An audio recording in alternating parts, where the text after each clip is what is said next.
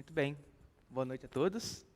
Com muita alegria, mais uma vez estamos aqui reunidos neste local para aprendermos mais da Palavra de Deus.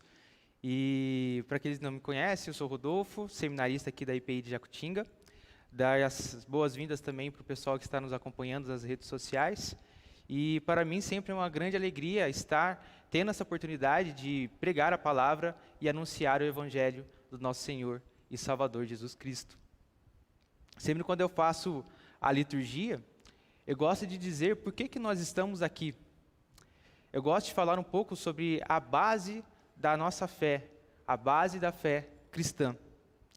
Nós somos uma comunidade de discípulos de Cristo Jesus.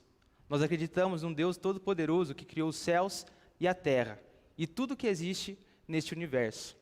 Nós fomos feitos à imagem e semelhança de Deus. E, infelizmente, o pecado afastou toda a humanidade do relacionamento com Deus. Mas mesmo assim, Ele é tão amoroso, Ele é tão misericordioso, que entregou seu próprio Filho para que todo aquele que nele crê não pereça, mas tenha a vida eterna. Esse é o motivo de que todos os domingos nós nos reunimos aqui, para glorificar esse Deus maravilhoso que nos salvou, que nos resgatou dos nossos pecados e nos resgatou dos caminhos que nós estávamos, que eram caminhos de morte. Esse é o Deus maravilhoso que nós viemos louvar e aprender mais um pouco da sua palavra e o que Ele tem para nos revelar a cada domingo. E no começo do mês eu tive uma experiência muito boa. Eu tive a oportunidade de conhecer um treinamento missionário em Shekinah. Ela fica lá em Vianópolis e em Goiás, e lá eu conheci preciosos irmãos com um desejo muito grande de servir ao reino de Deus, em diferentes lugares e também com suas vidas e com os seus dons. E isso me motivou um pouco a ler e aprender um pouco mais sobre as diferenças de chamado, vocação e direcionamento. Chamado, vocação e direcionamento. E frente a tudo que eu pesquisei durante esse tempo, assisti, eu li, a forma como o pastor Ronaldo Lidório, ele é um pastor da Igreja Presbiteriana e também missionário transcultural pela PMT. A forma como ele abordou o assunto me chamou muita atenção, que eu gostaria de compartilhar um pouco nessa introdução do sermão dessa noite. Ele diz o seguinte: a vocação é tudo aquilo que nós fazemos para o reino de Deus. Vocação é tudo aquilo que nós fazemos para o reino de Deus, independente do local em que nós estivermos. Então, essa vocação está muito mais relacionada com os dons e as capacidades que o próprio Deus nos deu. Se você está no seu trabalho, lá Deus vai usar você para avançar o Evangelho. Se você está na faculdade, com os seus dons, lá Deus vai usar você para avançar o reino de Deus. Agora, a questão do direcionamento é o local que Deus nos leva a exercer essa vocação. Ela vai depender, do tempo de vida que você, do momento de vida que você está e também das necessidades que o próprio Deus vai apresentar na sua vida.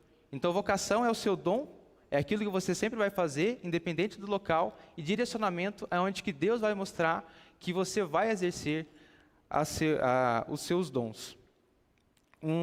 Um rápido exemplo, Para mim, a minha vocação é ensinar e pregar a palavra de Deus. E o meu direcionamento é estar aqui na IPI de Jacutinga exercendo esta vocação.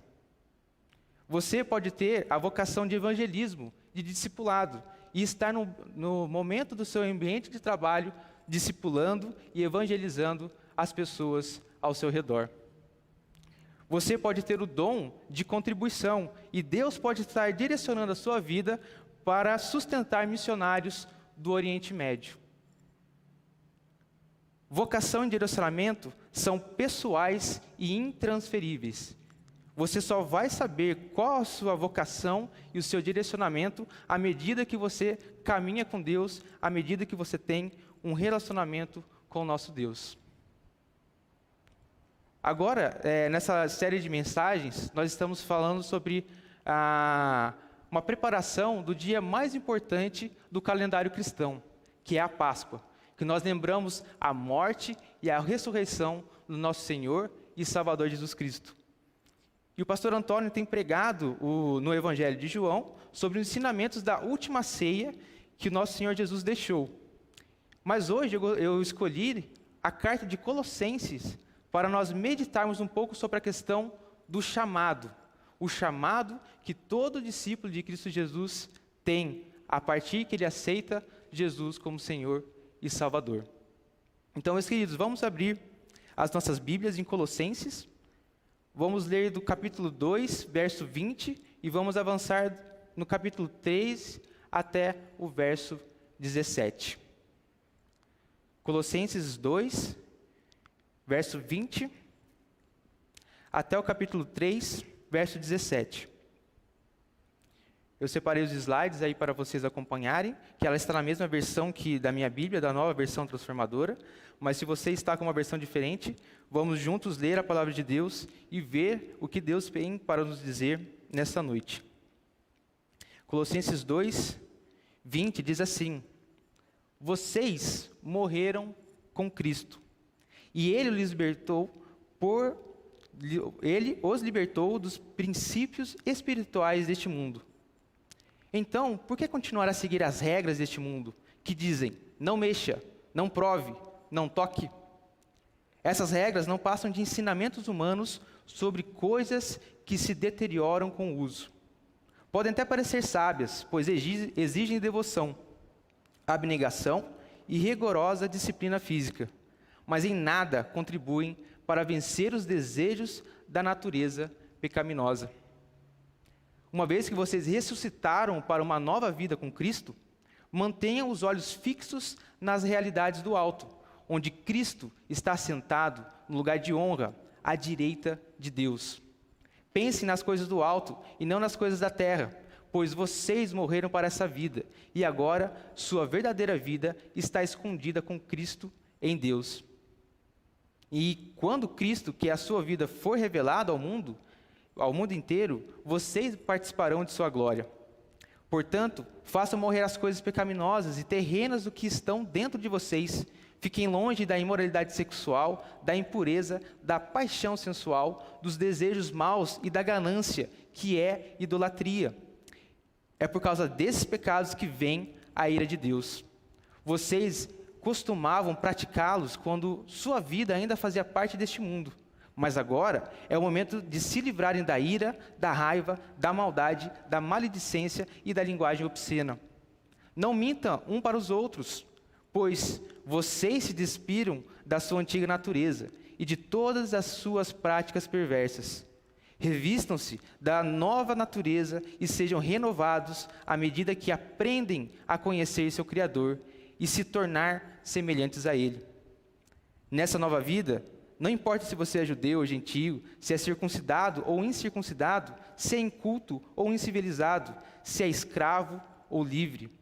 Cristo é tudo que importa, e Ele vive em todos. Visto que Deus os escolheu para ser um povo santo e amado, revistam-se de compaixão, bondade, humildade, mansidão e paciência. Sejam compreensivos uns com os outros, e perdoem quem os ofender. Lembre-se de que o Senhor os perdoou, de modo que vocês também devem perdoar.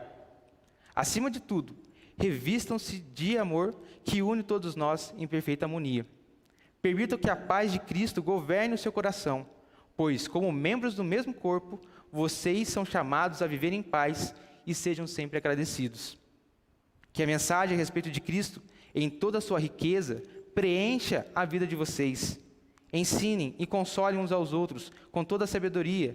Cantem a Deus salmos, hinos e cânticos espirituais com o coração agradecido.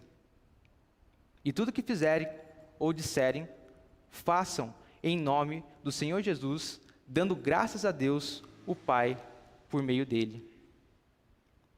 Meus queridos, o sermão o tema deste mês é a cruz e o túmulo.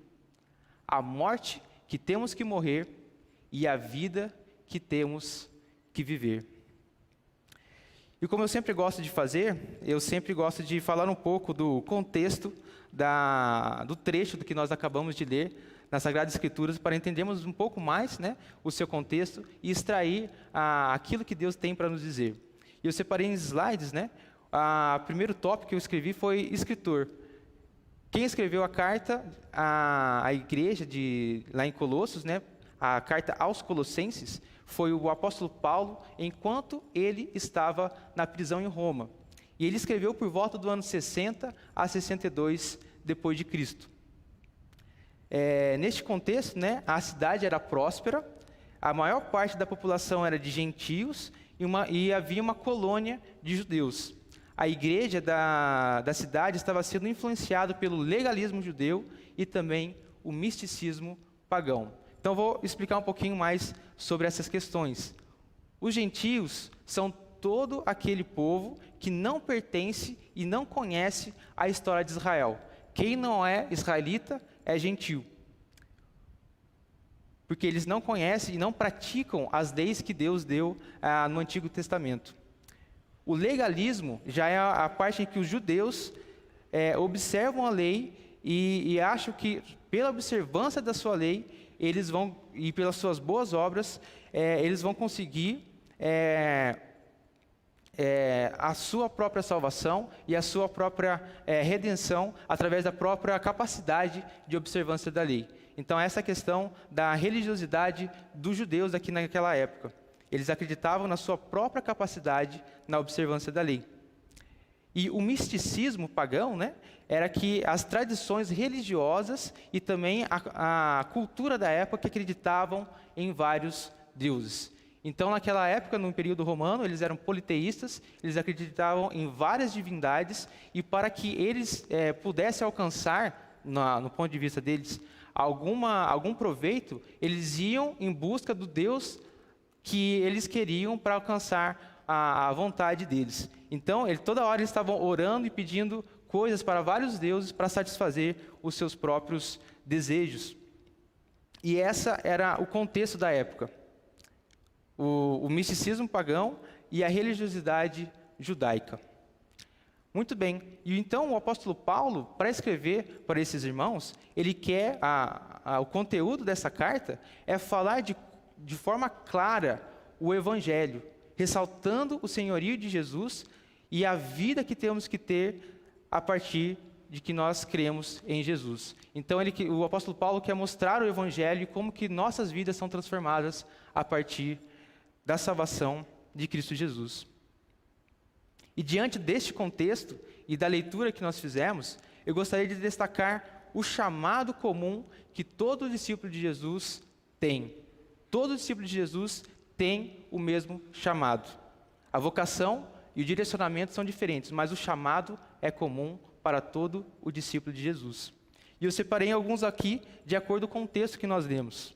O primeiro: todo discípulo de Jesus é chamado para morrer para a religiosidade. Os versos 20 a 23 diz assim: vocês morreram com Cristo, e Ele os libertou dos princípios espirituais deste mundo. Então, por que continuar a seguir as regras deste mundo que dizem: não mexa, não prove e não toque? Essas regras não passam de ensinamentos humanos sobre coisas que se deterioram com o uso. Podem até parecer sábias, pois exigem devoção, abnegação e rigorosa disciplina física, mas em nada contribui para vencer os desejos da natureza pecaminosa. Meus queridos, como a comunidade judaica era bem forte na cidade de Colossos, eles ainda estavam presos às regras e às ordenanças. Eles debatiam muito a questão dos alimentos que podiam e que não podiam comer. Eles falavam muito sobre a questão das vestimentas, qual tipo de vestimenta deveria usar, né, segundo as leis de Deus, né? O que podia e o que não podia, o que era puro e o que era impuro. E eles estavam sempre interpretando e colocando muito peso na vida daquelas comunidades que estavam ao seu redor, e principalmente na cidade de Colossenses. E já nos pensamentos pagãos, né, existia uma crença que o corpo é totalmente impuro, mas a alma é pura, segundo o pensamento daquela época. Então eles acreditavam que se você prejudicar fisicamente o seu corpo, você está contribuindo para a purificação da sua alma. Então, para a gente entender um pouquinho mais o contexto daquela época, né, eles acreditavam especificamente na questão dos desejos sexuais. Eles acreditavam que se eles praticassem, né, mutilações e até castrações físicas, né, eles estariam combatendo os desejos sexuais que eles tinham. Mas nossas ações e as nossas desenvolturas não são capazes de transformar o nosso coração. Por mais rigorosos que nós sejamos, né, nós não somos capazes de transformar os nossos corações. Podemos até maquiar por certo tempo, mas se não tivermos a transformação verdadeira que o Espírito Santo traz em nossas vidas, nunca iremos melhorar. Não somos salvos por aquilo que nós fazemos, mas por aquilo que Cristo Jesus fez na cruz. Nossa fé deve estar em Cristo Jesus e não naquilo que nós podemos ou não fazer. Essa é a mensagem do Evangelho. Nós começamos daí. Nós não podemos fazer nada, mas em Cristo Jesus nós somos salvos. Por isso que no slide eu coloquei a questão da fé, né, versus obras. A nossa salvação está na fé, naquilo que Cristo Jesus fez na cruz. Por isso, todo discípulo é chamado para morrer para a religiosidade. Também, todo discípulo de Jesus é chamado para viver para o reino de Deus. Vejamos os versos 1 a 4 do capítulo 3. Uma vez que vocês ressuscitaram para uma nova vida com Cristo, mantenha os olhos fixos nas realidades do alto, onde Cristo está sentado no lugar de honra, à direita de Deus. Pense nas coisas do alto e não nas coisas da terra, pois vocês morreram para esta vida, e agora a sua verdadeira vida está escondida com Cristo em Deus. E enquanto Cristo, que é a sua vida, for revelado ao mundo inteiro, vocês participarão da sua glória. E assim como o apóstolo Paulo incentiva os irmãos de Colossenses, nós devemos também viver uma nova vida em Cristo Jesus. Ao compreender que Jesus, o nosso Salvador, está sentado no trono ao lado de Deus Pai, governando todas as coisas, o foco de nossas vidas não está mais nas coisas terrenas. Não confiaremos mais no que podemos ou não fazer, mas dependeremos exclusivamente no poder de Deus. Passaremos a orar para que seja feita a vontade de Deus e não a nossa vontade. Pediremos mais que o reino de Deus venha e não que nossos desejos sejam satisfeitos. Buscaremos diariamente compreender o que Deus quer que nós façamos para que o seu amor seja conhecido em todo o mundo. Isso é viver para o reino de Deus e não para nós mesmos. E chegando ao ponto de até nós podemos entregar as nossas vidas de uma maneira integral para o reino de Deus. Dessa forma, as leituras bíblicas serão mais prazerosas, o tempo de meditação e oração serão preciosos e inegociáveis em nossa vida. Pediremos por mais direcionamento. E a exemplo do pastor Ricardo Barbosa, que o pastor Antônio citou na semana passada, as nossas orações a Jesus seriam o seguinte: Jesus, o que nós iremos fazer hoje? Para quem eu devo pregar o seu amor neste dia? Tudo isso implica em fazer de Deus e a salvação de Cristo em Jesus conhecida em todo o mundo. Este é o espírito do evangelismo, é o espírito das missões. No verso 4, que eu acabei de ler, diz assim: quando Cristo, que é a sua vida, for revelado ao mundo inteiro, vocês participarão da sua glória. E aqui, por isso que eu coloquei nessa lista, de buscar o reino de Deus, é a questão da devocional, oração, meditação, evangelismo. Esses são as evidências de que o reino de Deus está na nossa vida. E nós ansiamos por avançar o reino de Deus neste mundo. E por isso, se essas não são evidências nas nossas vidas, algumas coisas devem ser deixadas para trás, para que nós possamos prosseguir para este alvo, para que nós possamos sempre caminhar os caminhos do nosso Senhor. E no verso 3 já dá uma dica: pois vocês morreram para esta vida. O pastor John Piper diz que o único lugar que os cristãos devem exercer a sua violência é contra os seus próprios pecados. E este é o mesmo pensamento que o apóstolo Paulo fala nessa carta. E por isso que vem o próximo chamado que todo discípulo de Jesus deve ter. Todo discípulo de Jesus é chamado para morrer para os pecados. E aqui o apóstolo Paulo ele faz duas listas dos pecados que estavam acontecendo naquela cidade. Em Colossenses, capítulo 3, versos 5 a 11. Mas eu só deixei uma lista do verso 5, que diz assim: portanto, façam morrer as coisas pecaminosas e terrenas que estão dentro de vocês. Fiquem longe da imoralidade sexual, da impureza, da paixão sensual, dos desejos maus e da ganância, que é idolatria. Como aí a lista, né, tá imoralidade sexual, algumas versões está prostituição, tem a impureza, em outra versão eu deixei aí também, a questão da indecência, paixão sensual, maus desejos, ganância, que ganância aqui o apóstolo Paulo pôs a mesma coisa de avareza, cobiça, que é também idolatria. Então nas religiões pagãs, né, existia a prática comum, que pode ser um pouquinho forte para os nossos dias, mas como eles eram politeístas e eles queriam agradar os deuses para conseguir benefícios próprios, naquele tempo, existiam sacerdotisas onde a pessoa que queria alguma coisa daquele deus se envolvia sexualmente com ela para agradar aquele deus falso, para que ele conseguisse aquilo que ele queria.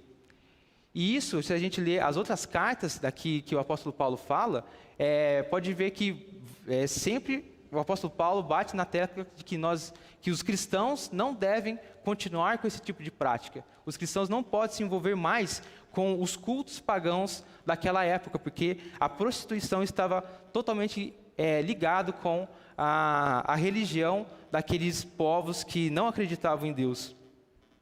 E por isso, infelizmente, muitos recém-convertidos, eles professavam a fé em Cristo Jesus, mas mesmo assim, eles continuavam com essas antigas práticas, frequentando os templos pagãos daquela época. E o apóstolo Paulo enfatiza: vocês precisam se arrepender e precisam fazer morrer essas intenções nos seus corações. Porque Cristo Jesus é uma nova vida, nós devemos viver de uma maneira diferente, e não da maneira com que nós estávamos vivendo até agora. E trazendo um pouquinho para os dias atuais, né?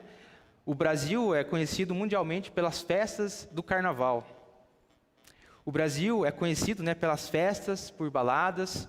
Mesmo em épocas de pandemia, né, a gente vê nos noticiários que tem as festas clandestinas, né? E infelizmente esse tipo de prática, né, ainda continua nos dias de hoje na nossa sociedade. E uma coisa que marcou muito na minha adolescência, isso também serve também de aviso um pouco para aqueles que estão adolescentes e jovens, né? Porque essa fase da transição entre a infância e a vida adulta, que é a parte que nós vamos começar a vida adulta e nós começamos a nos interessar na questão de casamento e de compromissos, né? Mas na minha época, quando eu era um pouco mais adolescente, talvez estava começando muito a questão do ficar, né? Um ficar com o outro, meninos ficar com meninas, só que totalmente sem compromisso. Vamos ficar só para conhecer, vamos saber como é que é, vamos nos desventurar nesta área. E em um culto de jovens, o pastor Walter Guilherme, que hoje está na IPI de Mojimirim, ele fez um alerta muito forte que marcou o meu coração naquela noite. Ele falou que toda vez que nós nos aproximamos de uma pessoa, de uma forma física, de uma intenção sexual, que não está no padrão de Deus, que é o casamento entre um homem e uma mulher, é uma defraudação. E até ele usou a expressão que é um tipo de prostituição.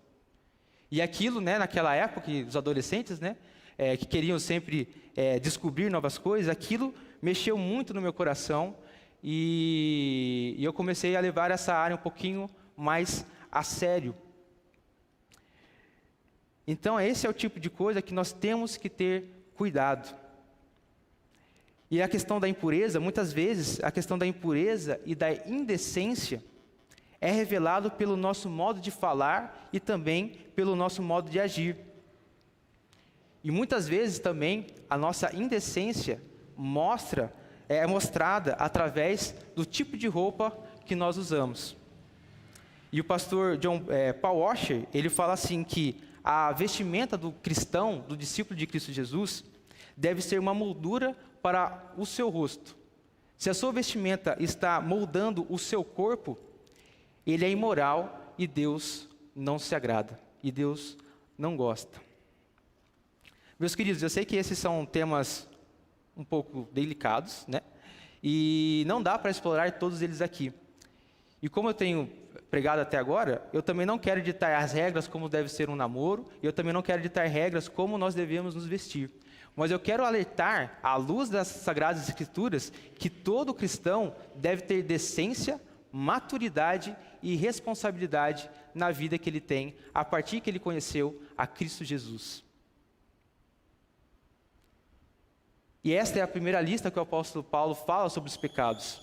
E ele vai para a segunda lista, né?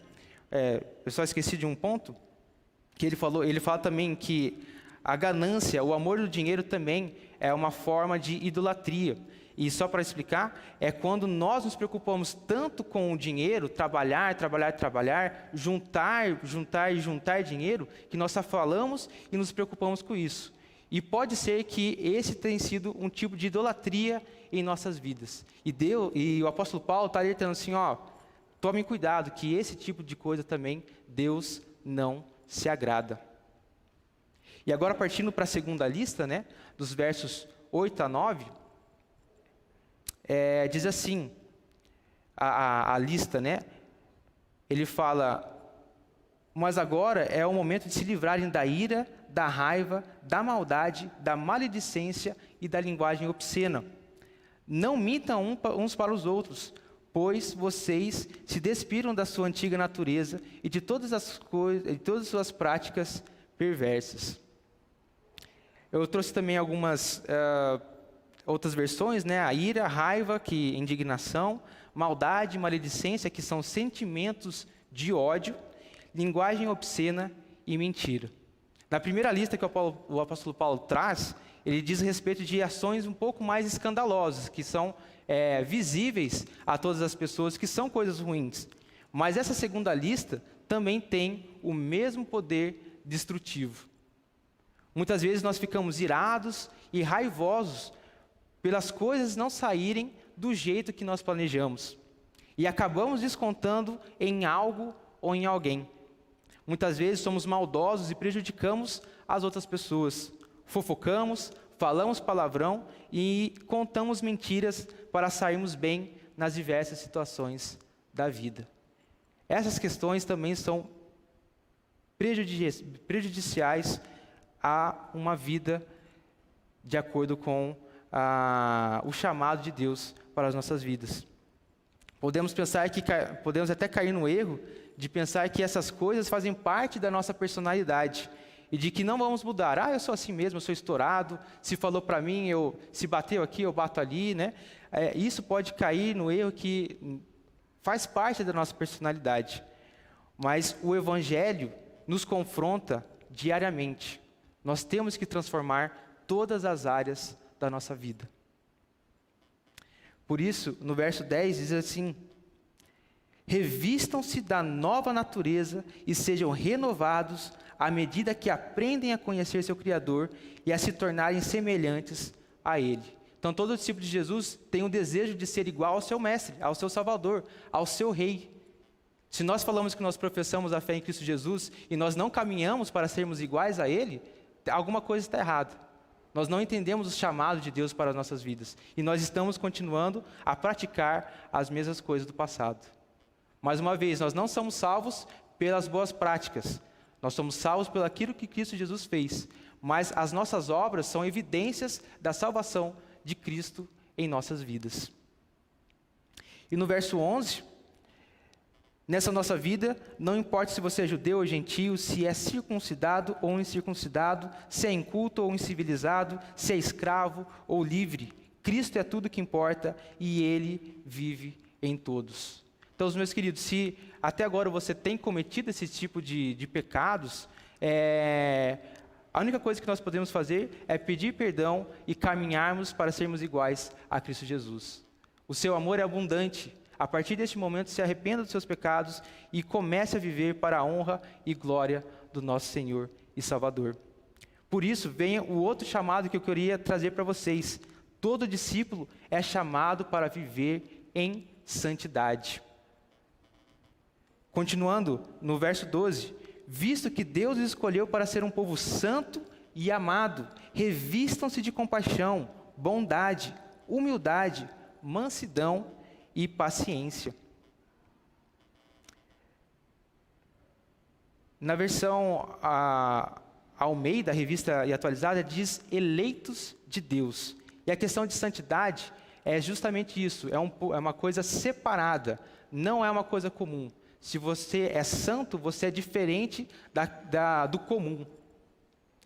E a questão da santidade é a única característica que nós vemos nas Sagradas Escrituras, quando se refere a Deus, que apresenta 3 vezes. Deus é triplamente santo. Essa é a única característica que repete aqui, santo, santo, santo. Isso que os anjos cantam, conforme Isaías 6,3, santo, santo, santo é o Senhor dos Exércitos, toda a terra está cheia de sua glória. E o número 3, na cultura judaica, tem um significado de ênfase e perfeição. Então, se o nosso Deus é santo, nós também devemos buscar a santidade. E isso vai crescer naturalmente na medida que nós queremos ser igual a Cristo Jesus, e o próprio Espírito Santo vai agindo em nós para nós abandonarmos os pecados que anteriormente nós cometíamos. E assim como Paulo alertou os irmãos daquela época, mostrando que estava faltando evidências de santidade na vida daquela igreja, nós precisamos ficar atentos no que ocupa a nossa mente nos dias de hoje, em como nós falamos com as outras pessoas, como nós agimos, como nós nos vestimos, e como nós vivemos nos dias de hoje. Se nós estamos mostrando evidências de salvação ou nós estamos mostrando evidências que nós não pertencemos à comunidade da fé. O próximo chamado, todo discípulo de Jesus é chamado para viver em comunhão. Colossenses 3, 13 a 16, diz assim: sejam compreensivos uns com os outros e perdoem quem os ofender. Lembre-se de que o Senhor os perdoou, de modo que vocês também devem perdoar. Acima de tudo, revistam-se do amor que une todos nós em perfeita harmonia. Permitam que a paz de Cristo governe o seu coração, pois como membros do mesmo corpo, vocês são chamados a viver em paz e sejam sempre agradecidos. Que a mensagem a respeito de Cristo em toda a sua riqueza preencha a vida de vocês. Ensine e conselhem uns aos outros com toda a sabedoria. Cantem a Deus salmos, hinos e cânticos espirituais com o coração agradecido. É por isso que nós nos reunimos aqui. Teve uma fase de muita da questão dos desigrejados, Eles queriam descartar a importância da comunidade de discípulos de Jesus. Mas eles não entendem que esse é um chamado de Deus para todo discípulo. Nós precisamos viver em comunidade, nós precisamos dar suporte uns para os outros, nós precisamos colocar as nossas aflições, precisamos contar com as orações de outros irmãos, precisamos cantar hinos de cânticos a Deus para mostrar que a nossa fé está centrada em Deus. Precisamos animar uns aos outros. Não pense que você, como discípulo de Cristo Jesus, pode ficar sem viver numa comunidade, ou seja, numa igreja, num corpo de Cristo. Deus nos salvou para nos inserir também na comunhão. Como nós estamos vendo aqui, né, de acordo com essa lista, aquela igreja tinha muitos atritos, né, ela estava passando por vários problemas, e por isso que o apóstolo Paulo, ele alerta de uma maneira positiva de como os cristãos devem viver, né? E como é precioso vivemos, né, numa comunidade de discípulos de Jesus, compartilhando a mesma fé e ajudando uns aos outros. Na comunhão, nós devemos exercer o amor, né, que eu pus a lista aí, o amor, a paz, o ensino, o aconselhamento, cantar hinos de louvores a Deus, e este é o alvo que nós temos que buscar. E como é bom e importante que, mesmo em tempos de pandemia, né, nós temos essa oportunidade de estarmos aqui. Mesmo que nós não podemos ter um contato mais próximo por causa do perigo do contágio, como é bom nós estarmos aqui revendo os irmãos, vendo que estamos bem, nos grupos de WhatsApp, falando uns para os outros como nós estamos e também compartilhando as nossas lutas e as nossas dificuldades. Como é bom estarmos em família, como é bom estarmos em comunidade. Esse é o chamado que Deus tem para todo discípulo de Cristo Jesus. E o último chamado daqui deste texto todo discípulo de Jesus é chamado para viver para a glória de Deus. Colossenses 3,17: e tudo o que fizerem ou disserem, façam em nome do Senhor Jesus, dando graças a Deus, o Pai, por meio dele. Irmãos, nossa vida deve ser 100% para Jesus. Quer seja em nossas ações, quer sejam por nossas palavras. E o pastor, mais uma vez citando o pastor John Piper, ele tem como lema que Deus é mais glorificado em nós quando mais estamos satisfeitos nele. Ou seja, o reino de Deus faz sentido para as nossas vidas. E nós vivemos única e exclusivamente para o reino de Deus. E tudo que nós iremos fazer são frutos da salvação de Cristo Jesus em nossas vidas. Façamos tudo para a glória de Deus. Já caminhando para o final, eu deixei aí as duas listas, né, para a gente memorizar bem, no próximo slide. A morte que temos que morrer para a religiosidade e para o pecado. E a vida que temos que viver para o reino de Deus em santidade, comunhão e para a glória de Deus. Daqui a pouco iremos comemorar a Páscoa. Iremos relembrar mais uma vez o amor de Deus para conosco. O amor de Cristo Jesus, que entregou a sua própria vida para nos salvar. Então, esta é a morte que temos que morrer e a vida que temos que viver. Meus queridos, e para terminar, eu gostaria de contar uma história dos moravianos. Então, como eu estava falando, eu estava assistindo várias pregações sobre a questão do chamado, direcionamento e vocação, e o pastor Ronaldo Lidório, ele contou essa história sobre o avivamento moraviano. Então, em 1727, houve um avivamento lá na Tcheca, que as pessoas começaram a entregar as suas vidas para Jesus. Então, houve muito arrependimento, eles largaram toda a prática pecaminosa que eles estavam cometendo e começaram a viver para anunciar o Evangelho e avançar o reino de Deus para todas as nações. Então, houve um despertamento muito grande para missões mundiais também naquela cidade. E um dos líderes desse movimento, na época, foi o conde Nicholas Zirdoff, em uma igreja de refugiados. Então, imagina, uma igreja de refugiados, eles não possuem tantos recursos financeiros assim, mas mesmo assim, o amor de Deus alcançou tão grande a vida daqueles irmãos, que eles estavam largando tudo e depositando tudo para o reino de Deus. E muitas vezes, eles estavam fazendo equipes missionárias para alcançar os diversos povos que ainda não conheciam a salvação de Cristo Jesus. E no meio disso, esse conde, ele descobriu que havia um povo muito afastado e ele desejou enviar uma equipe para lá. Mas ele descobriu o seguinte: havia um problema. Naquela altura do campeonato, eles não tinham mais equipes missionárias e todos os recursos já foram destinados para diversas áreas do mundo.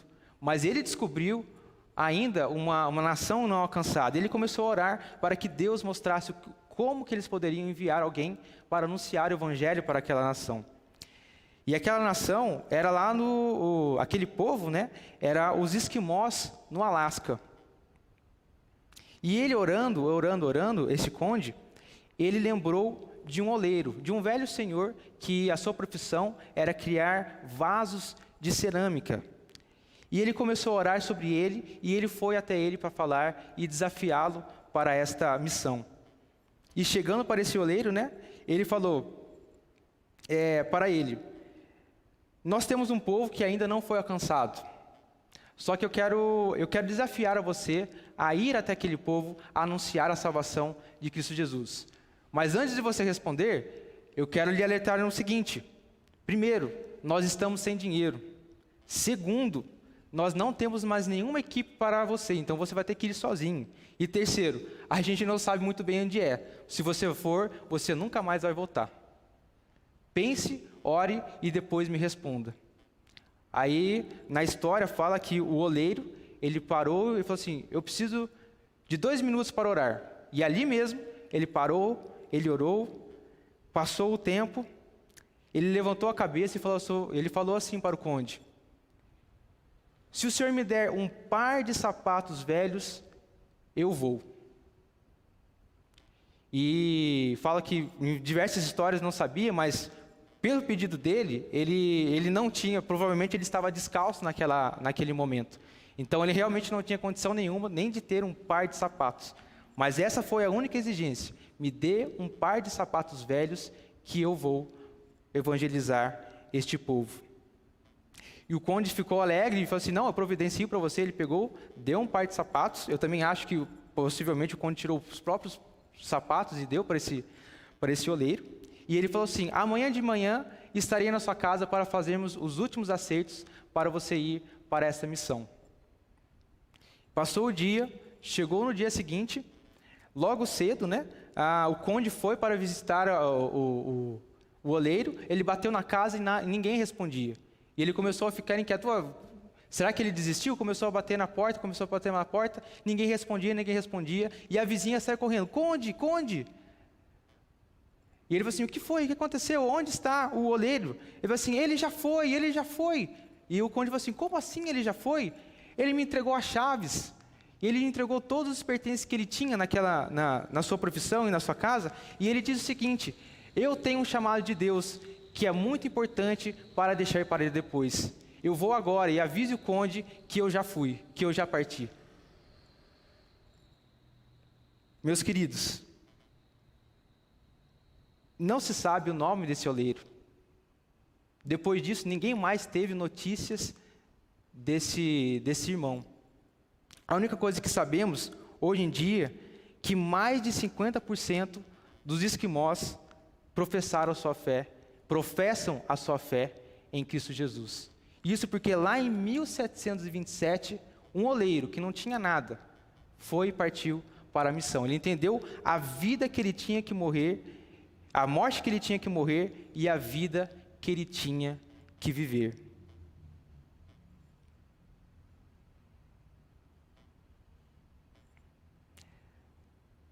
Muitas vezes nós temos muito mais do que um par de sapatos velhos. E nós não proclamamos a salvação em Cristo Jesus nem para aqueles que estão próximos a nós. Mesmo em tempos difíceis, como Deus quer usar a sua vida? Chamado, vocação e direcionamento. Como Deus quer usar a sua vida? Que Deus haja poderosamente em nossas vidas. Que nós possamos estar abertos, como nós fomos salvos em Cristo Jesus, a anunciar a salvação para as outras pessoas. Fiquemos de pé, vamos orar ao nosso Deus. E depois, se a equipe de louvor tiver uma música para tocar, o presbítero Reinaldo fará uma oração para imputar a bênção. Então, curva essa cabeça e vamos todos juntos orar ao nosso Deus, pedindo para que Ele use as nossas vidas em todos os momentos. Curva essa cabeça e oremos ao nosso Deus. Santo e eterno Deus, ó Pai, muito obrigado, ó Pai, mais uma vez, por termos essa oportunidade, ó Pai, de poder ler as Suas Sagradas Escrituras. Ó Deus, quantas coisas, ó Pai, Cristo Jesus fez por nós na cruz. Ó Deus, quantas coisas muitas vezes nós deixamos de fazer, porque estamos presos demais, ó Pai, à antiga vida. Ó Deus, pedimos que o Seu Espírito Santo, ó Pai, venha tocar os nossos corações, que o Seu Evangelho, ó Pai, confronte as nossas vidas diariamente, que nós possamos depender única e exclusivamente da salvação em Cristo Jesus, e a partir daí, ó Pai, nós possamos demonstrar frutos de arrependimento, nós possamos demonstrar frutos, ó Pai, para que alcance mais pessoas. Ó Deus, o Seu amor, ó Pai, é tão grande que não pode ficar só com nós mesmos, ó Pai. O Seu amor deve transbordar através das nossas vidas. O Seu amor por nós, ó Pai, deve transbordar e alcançar mais pessoas. Ó Deus, pedimos que o Senhor use as nossas vidas, ó Pai. Acreditamos que todo discípulo de Jesus tem um dom, ó Pai, tem um chamado, tem uma vocação. Ó Deus, use as nossas vidas, ó Deus. Que nós não esfriemos, ó Pai, que nós não retrocedemos na fé, mas que possamos ser usados pelo Senhor. Há muitos povos que não conhecem o amor de Cristo Jesus, ó Pai. Há muitos familiares que não sabem da salvação em Cristo.